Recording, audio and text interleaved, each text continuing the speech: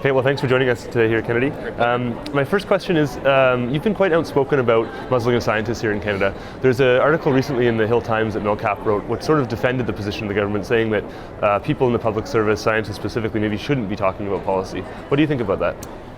Well, if you follow what they do in the United States, is they actually say, if you're a government employee, you shouldn't be out doing policy statements for the government, because that is the role of politicians and government officials. Yeah. But that's very different than talking about your research. So if you are a government scientist and you publish a paper through some point in your career and it comes under vicious attack in an academic journal, you should be able to defend that. Or maybe you can improve upon the method that you were using before. So that's part of the muzzling problem, is that I don't think the government understands that often scientists go to conferences to speak about improvements in methodology or defend their ideas. They're not going to make policy pronouncements. And it's a fantastically smart community, and people know that. So if you talk to government scientists, they know they're not supposed to say, well, the minister's an idiot on this particular thing. They don't do that anyway. So it's really overkill. Again, I heard a story yesterday where a government scientist couldn't speak to a reporter for a student newspaper without having somebody sitting over their left shoulder monitoring everything. And that's ridiculous and a waste of resources as far as I'm concerned. I agree completely. Something we've talked about a little bit here at the conference this week is about the need for more scientists to enter into politics and have them there. There's been some discourse on this in the media recently. As an academic who's joined the ranks of the elected officials, do you have any advice for scientists who would be interested, or how do we actually get them to bridge that gap and run for office and step into the public domain in that way? Yeah, I think really we're the scientific community, academic community is fantastically educated in their particular areas, but as folks entering the public realm, everybody's a rookie. So you can't think.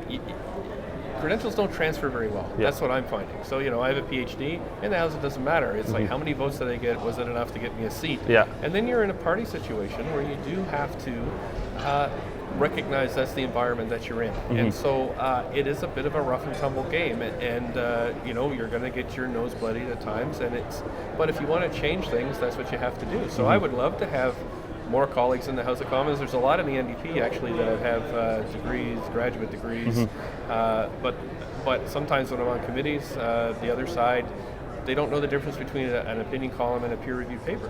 And I think this is a big problem. So if we had more folks in Parliament that did have these skills and knowledge, that would be fantastic. Although you still have to go through the same process to get there. Yeah, and I think your proposal for the PSO would address some of these challenges as well. That's right. So the parliamentary science officer bill that I will be tabling next week, it's to put that advocate in there. So it'd be great to have more scientists and researchers in the House of Commons, but I think we have to do more than that. We have to defend science as a pursuit and how it's used in public policy directly in the House of Commons, like so many other countries do. So it's time to move forward with that one. It's exciting stuff.